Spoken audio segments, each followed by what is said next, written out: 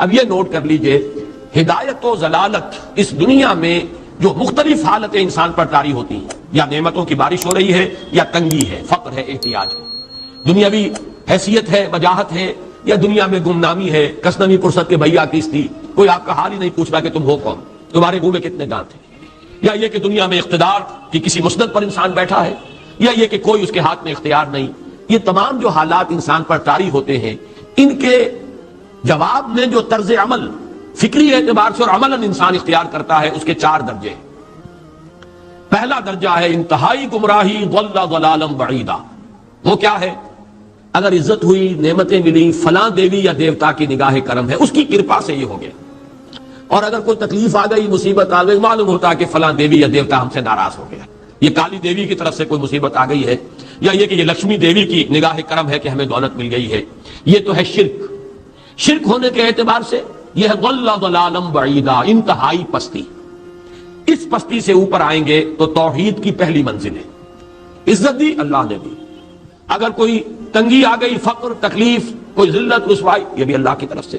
ایک اعتبار سے تو انسان ہدایت پر آ گیا، بڑی گہرائی تھی اس گندگی کی اور اس خباثت کی جو شرک جس کا نام ہے، اس سے انسان نکل آیا، نجاست سے۔ توحید تو ہے، لیکن ابھی اس میں اس کی گمراہی کا ایک ایلیمنٹ شامل ہے، اور یہ گمراہی سے جب تک آگے نہیں آئے گا، اوپر نہیں ابھرے گا، اس کا طرز عمل کیا ہوگا کہ ذرا کچھ مل گیا، عزت مل گئی، پھولے نہیں سما رہے، اب زمین پر قدم نہیں ٹک رہے، گردن اکڑ رہی، کہیں محرومی ہو گئی، کوئی تکلیف آ گئی، کوئی مشقت، فقر آ گیا، اب بجھ کر رہ گئے۔ ان دونوں کیفیات میں انسان کا پینڈولم جو ہے وہ ایکسٹریم کو جائے گا۔ یہ کب ہوگا؟ جبکہ انسان یہ سمجھتا ہے کہ اس دنیا میں جو دولت مل گئی یا عزت مل گئی تو یہ گویا کہ بڑی کوئی قابل فخر شے ہے، اور اگر یہاں پر کوئی تکلیف آ گئی، کوئی مصیبت آ گئی، فقر و فاقہ آ گیا تو یہ گویا کہ بہت ہی اہانت آمیز شے ہے۔ اگر یہ انسان سمجھے گا تو طرز عمل وہ نکلے گا نتیجے کے طور پر جو میں بیان کر چکا ہوں، یہ گمراہی ہے۔ اس گمراہی سے نکلیں گے تو آپ کس مقام پر آئے؟ دوسری منزل ہدایت کی کیا ہے؟ نہ یہ عزت ہے نہ یہ ذلت ہے، دونوں حیثیتیں برابر ہیں کہ یہ امتحان ہے۔ اسی لیے ان دونوں آیتوں میں ایک لفظ قدر مشترک ہے، اذا مبتلاہ فاما الانسان اذا مبتلاہ ربہ فاکرمہ ونعمہ۔ یہ بھی ایک ابتلا ہے، آزما رہا ہے اللہ، کبھی وہ دے کر آزماتا ہے، کبھی چھین کر آزماتا ہے، کبھی فقر و فاقہ سے آزماتا ہے، کبھی وہ کثرت دولت اور کثرت مال سے آزماتا ہے، کبھی وہ صحت دے کر آزماتا ہے کہ یہ قوت اور توانائی اور صحت جو میں نے دی ہے یہ اس میں کیا کرتا ہے، کبھی وہ مرض کے ذریعے سے آزماتا ہے کہ صبر کرتا ہے کہ نہیں کرتا۔ ہمارے لیے شکوہ اور شکایت تو اس کی زبان پر نہیں آ جاتی، نالا اور شیون تو نہیں آ جاتا، تکلیف جھیلتا ہے کہ نہیں جھیلتا، اس میں تحمل ہے کہ نہیں ہے، تو صبر کرتا ہے یا شکر کرتا ہے۔ یہ دونوں کیفیات در حقیقت اس اعتبار سے مساوی ہے، یہ بھی امتحان، یہ بھی امتحان۔ یہ حقیقت جب سامنے ہوگی، اب وہ پینڈولم جو ہے وہ بہت کم ہو جائے گا، یعنی انسان میں طبعی طور پر تو ایک اثر ہوتا ہے غیر اختیاری، کسی چیونٹی نے کاٹا آپ کے پاؤں پر، آپ اپنا پاؤں ہٹا لیں گے، اس میں کوئی ارادہ نہیں، یہ ریفلیکس ایکشن ہے، غیر اختیاری فعل۔ اس حد تک تو انسان ضرور متاثر ہوتا ہے، اس سے تو کوئی انسان جو ہے وہ بلندتر نہیں ہو سکتا۔ حضرت ابراہیم رضی اللہ تعالیٰ عنہ، حضور کے وہ نومولود فرزند، انتقال جب ہو رہا تھا، آپ کی آنکھوں میں آنسو آ گئے۔ اب یہ ایک طبعی اثر ہے، ایک فعل ہے، انفعالی کیفیت ہے جو بالکل طبعی ہے، لیکن یہ نہیں کہ اس کی وجہ سے انسان کی زبان پر کوئی شکوہ آ جائے، کوئی شکایت آ جائے، یہ نہیں ہوگا، یہ ایمان کے منافی ہے۔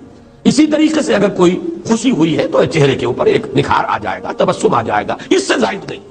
اس حد تک تو یوں سمجھیے کہ انسان کا طبعی تقاضا ہے۔ اس سے زیادہ یہ پینڈولم اگر سوئنگ کر رہا ہے تو گویا کہ اس حقیقت سے انسان محجوب ہے کہ یہ بھی امتحان ہے، یہ بھی امتحان ہے، جو ہم سورہ حدید میں پڑھ چکے ہیں۔ ما اصاب من مصیبت فی الارض ولا فی انفسکم الا فی کتاب من قبل ان نبراها ان ذلک علی اللہ یسیر لکی لا تعصوا علی ما فاتکم ولا تفرحوا بما آتاکم۔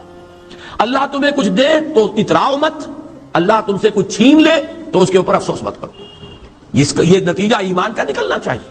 اگر تمہیں ایمان ہے اللہ پر، اگر تمہیں یقین ہے کہ جو کچھ ہوا ہے اللہ کے اذن کے بغیر نہیں ہوا، اگر تمہیں یقین ہے کہ اللہ نے جو میرے لیے طے کیا ہے اس میں میرے لیے خیر ہی ہے، چاہے فی الحال فی الوقت فوری طور پر مجھے ناگوار محسوس ہو رہی ہے بات، لیکن یقیناً میرے لیے اس میں خیر ہے میرے رب کی طرف سے، کہ ہر چساقی ما ریخت عین الطاف است۔ ہم تو شارٹ سائٹڈ ہیں، ہم دیکھ نہیں سکتے کسی شے کو، ہم اس کے ظاہر کو دیکھ کر گھبرا اٹھتے ہیں کہ یہ تو تکلیف آ گئی، کیا پتا اسی کے پردے میں اللہ کی رحمت آ رہی ہے۔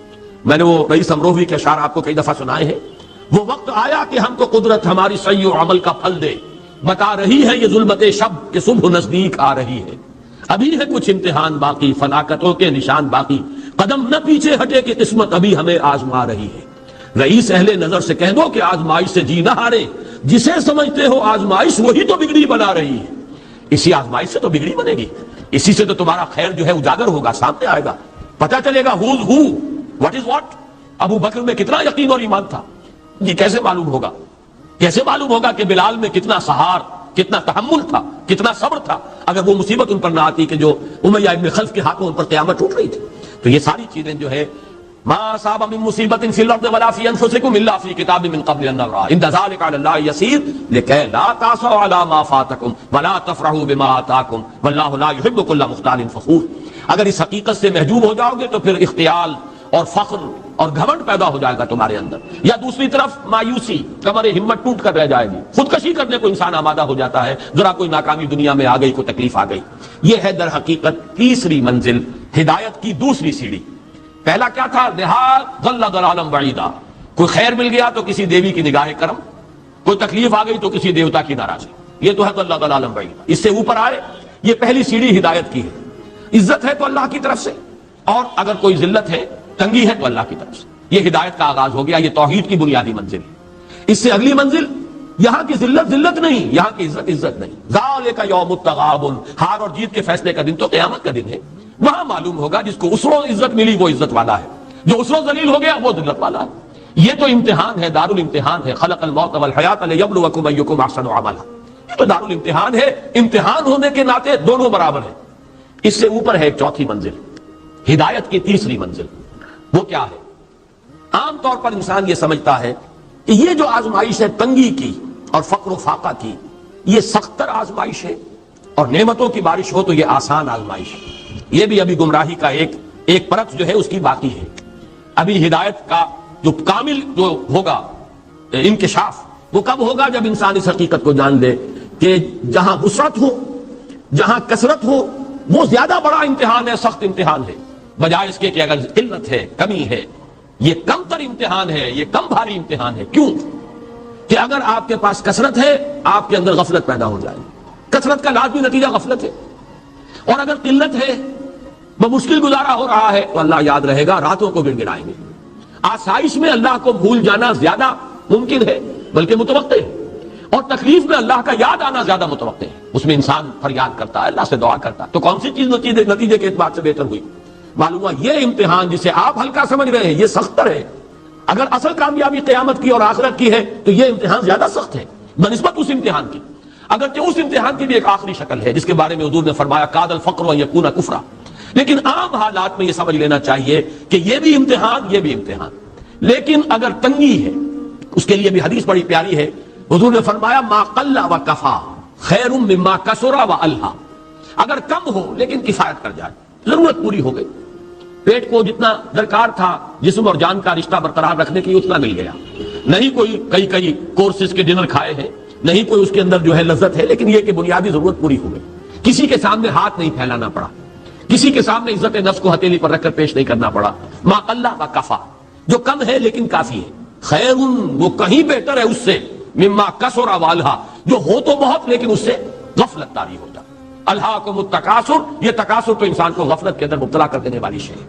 یہ ہے اصل میں کہ جس کے لیے تاریخی اعتبار سے نوٹ کر لیجئے واقعہ امام احمد ابن حنبل رحمہ اللہ، ان کی تاریخ کا، ان کی زندگی کا یہ واقعہ بہت ہی سبق آموز ہے۔ خلق قرآن کے مسئلے پر جب خلافت بنی عباس کے دوران ان پر تشدد ہو رہا تھا، مارا جا رہا تھا، جیل میں تعذیب، پرسیکیوشن، وہ مار ماری جا رہی تھی جس کے بارے میں آتا ہے کہ اگر ہاتھی کو بھی وہ مار ماری جاتی تو وہ بھی بلبلا اٹھتا۔ اس وقت کبھی ان کی آنکھوں میں آنسو نہیں آئے، ایک صبر اور ثبات اور استقلال کا پہاڑ کھڑا جھیل رہا۔ پھر وہ حکومت تبدیل ہو گئی، اب وہ جو خلیفہ وقت ہے وہ خود اس مسئلے میں ان کے ہم خیال ہیں، اب انہیں جیل سے تو نکال دیا گیا۔ اس کے بعد یہ کہ ایک وقت آتا ہے کہ دارالخلافہ سے اشرفیوں کی ایک تھیلی لے کر ایک شخص آتا ہے کہ یہ خلیفہ نے آپ کو ہدیہ بھیجا ہے، نذرانہ ہے، اس پر رو پڑے اور یہ عرض کیا بارگاہ خداوندی میں، پروردگار میں اس آزمائش کے قابل نہیں ہوں، یہ آزمائش کہیں سخت ہے، یہ سنہری آزمائش، پہلی آزمائش، اس کو ریزسٹ کرنا جو ہے، ٹیمپٹیشن کو ریزسٹ کرنا، یہ کہیں مشکل ہے اس پرسیکیوشن اور اس تشدد کو برداشت کرنے سے۔ تو یہ خاص طور پر یہ نمایاں نشان ذہن میں رکھیے۔ تو ان آیات میں کہ جو نہایت اہم ہے یہ دو آیتیں قرآن مجید کی، بظاہر سوال آتا ہے کہ اس میں حرج کی کون سی بات ہے؟ اللہ تعالیٰ معز ہے، اللہ تعالیٰ مذل ہے. تعز من تشاء وتذل من تشاء بیدک الخیر، یہ سورہ آل عمران میں آیت آئی کہ نہیں آئی؟ لیکن یہ کہ اصل میں یہ 4 درجے ذہن میں رہنے چاہیے. اگر آسانی ہو، عزت ہو، دولت ہو، فراوانی ہو تو کسی دیوی کی نگاہ کرم یا دیوتا کا کرم. تکلیف ہو، مصیبت ہو تو کسی دیوی یا دیوتا کا اظہار غضب، ناراضگی کا مظہر. اس سے اوپر آئے جو عزت دی ہے اللہ نے دی ہے، مجھے اللہ نے باعزت کر دیا دنیا میں، اور یہ ذلت اللہ نے مجھے ذلیل کر دیا، اس کے اعتبار سے یہ ہدایت ہے. توحید تو آ گئی، لیکن ابھی گمراہی کا ایک ایلیمنٹ شامل ہے. وہ گمراہی کیا ہے کہ نہ یہاں کی عزت ہے، نہ یہاں کی ذلت ہے. وہ جو بھی سردی گرمی اور نرمی سختی، ان تمام کو جو ہے وہ برابر رکھو کہ دونوں جو ہے یہ آزمائش کی کیفیتیں برابر ہیں. یہ ہو گئی گویا کہ اس سے ایک درجہ بلند. ابھی اگر ذہن میں آپ کے یہ ہے کہ یہ فراوانی اور دنیا میں نعمتوں کی بارش اگر ہو رہی ہو تو اس کو سمجھنا کہ یہ ہلکی آزمائش ہے، اور اگر فقر و فاقہ ہو، تنگی ہو، گمنامی ہو، اور دنیا کے میں کوئی حیثیت اور اہمیت حاصل نہ ہو تو یہ گویا کہ زیادہ سخت امتحان ہے. تو ابھی گویا کہ گمراہی کا ایک ایلیمنٹ موجود ہے. حقیقت منکشف ہوگی جبکہ یہ بات واضح ہو جائے کہ یہ امتحان جو ہے نعمتوں والا امتحان یہ سخت تر ہے، اور فقر اور احتیاج والا امتحان یہ نسبتاً آسان ہے. اس میں اللہ کی طرف رجوع کی توقع زیادہ ہے، اس میں غفلت کا اندیشہ زیادہ ہے.